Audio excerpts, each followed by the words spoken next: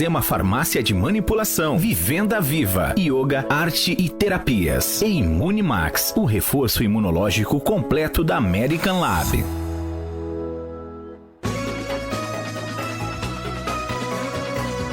CBN Maringá, segunda edição. Apresentação, Luciana Penha.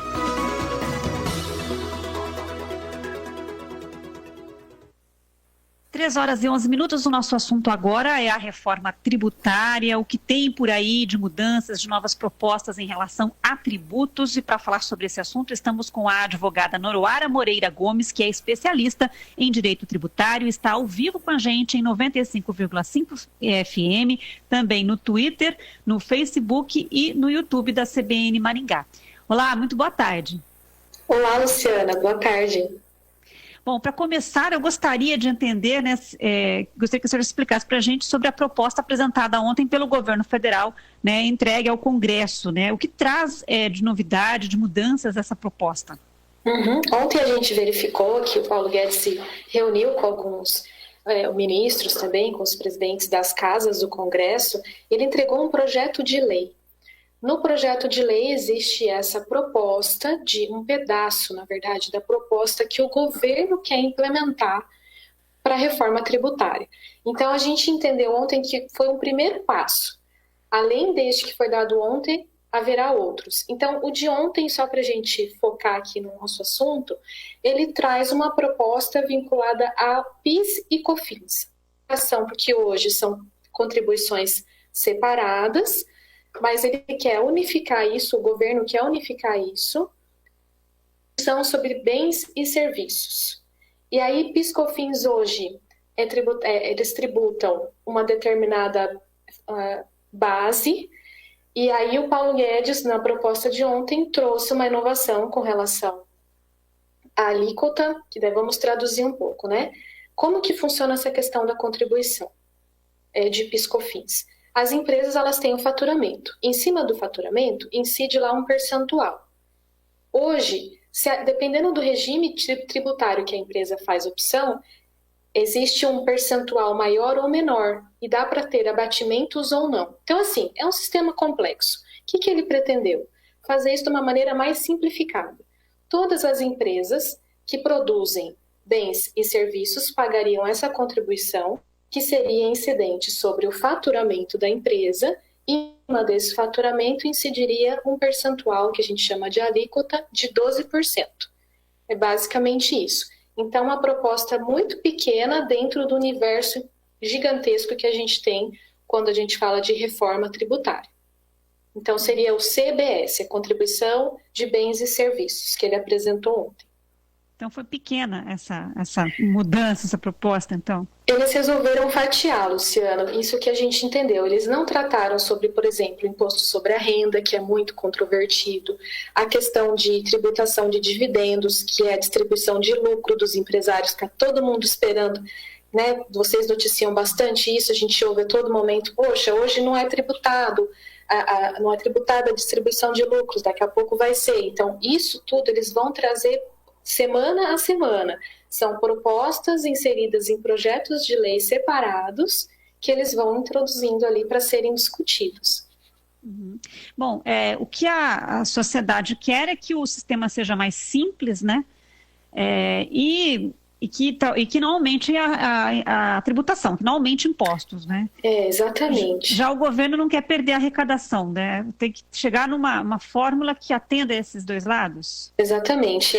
Nós temos esse cabo de força, vamos dizer assim.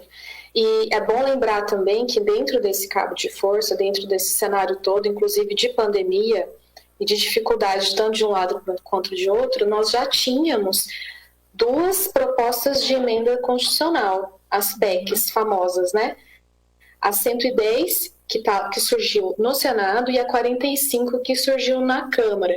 Essas propostas, sim, elas são mais abrangentes, elas não falam só de PIS/COFINS, que são essas contribuições que eu comentei no início. Eles tratam sobre vários tributos, inclusive com essa tônica que você mencionou, de simplificação.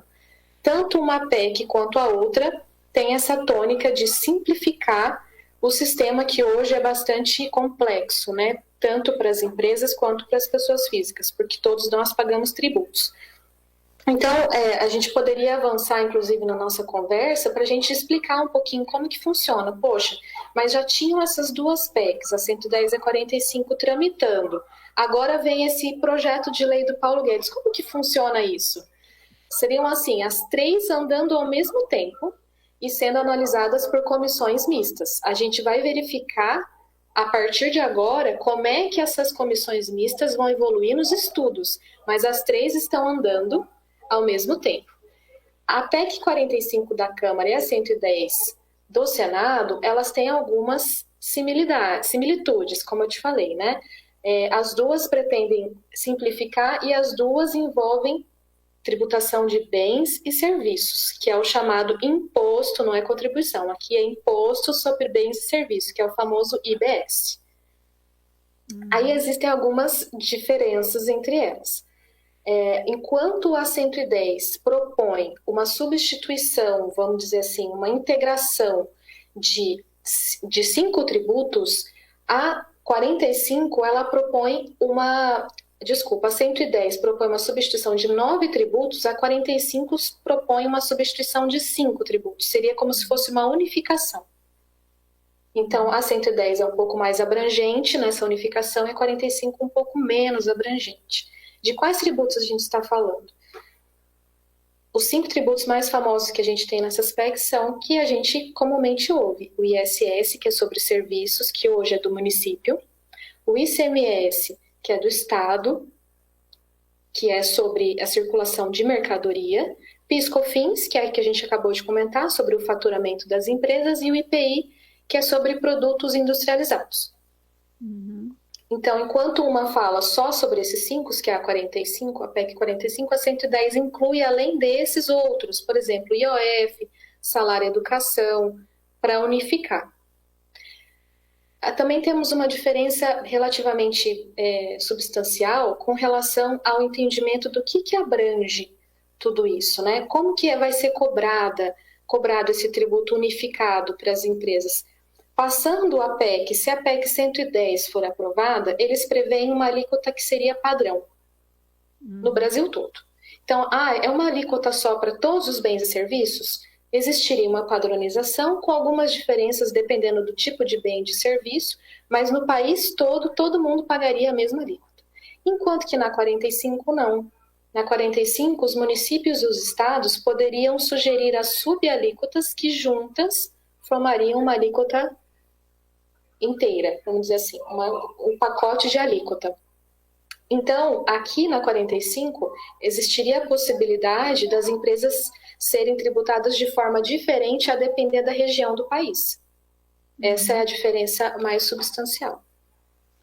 Tá. Agora, parece que o setor de serviços questiona a PEC 45 porque diz que vai perder muito com a PEC 45, é isso?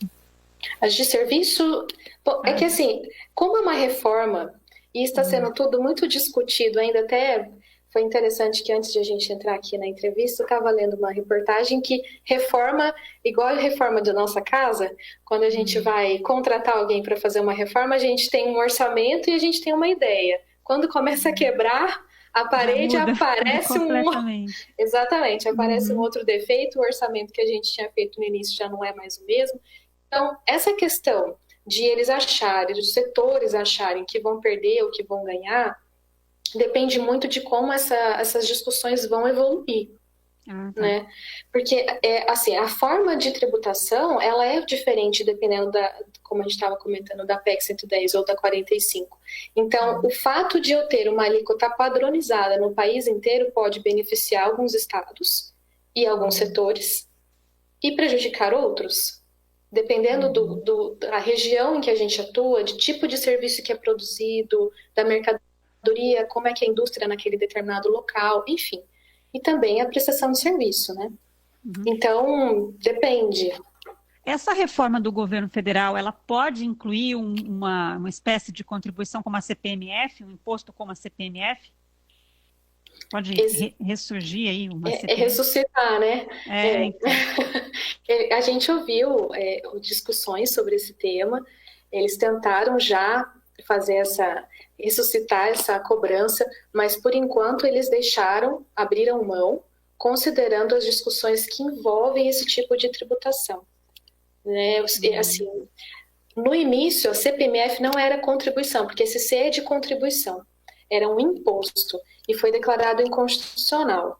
A CPMF também sofreu muitas críticas por parte do Poder Judiciário, porque muitas pessoas ingressaram com ações, enfim.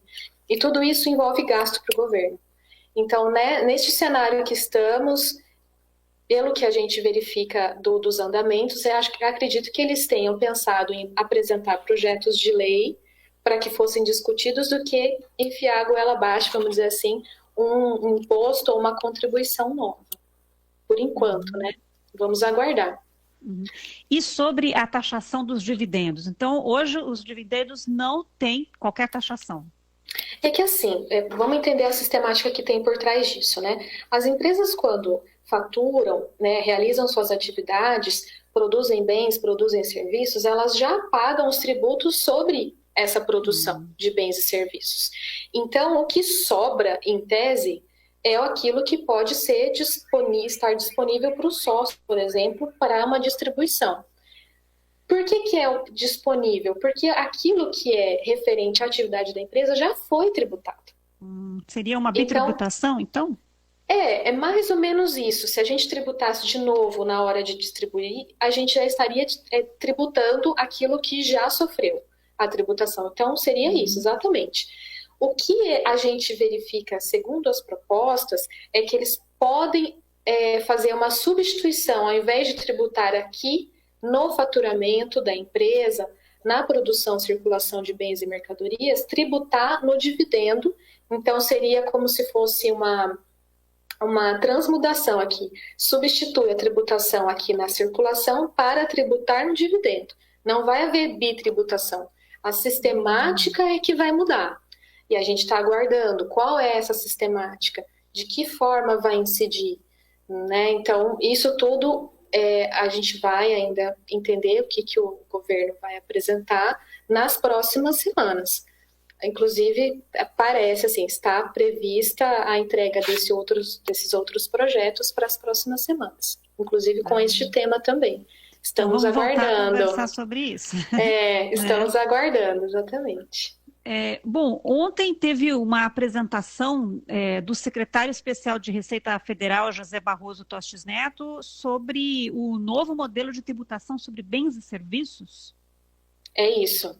Tudo isso que a gente está conversando agora é sobre bens e serviços. A ideia é simplificar, unificar, porque hoje, Luciana, é assim.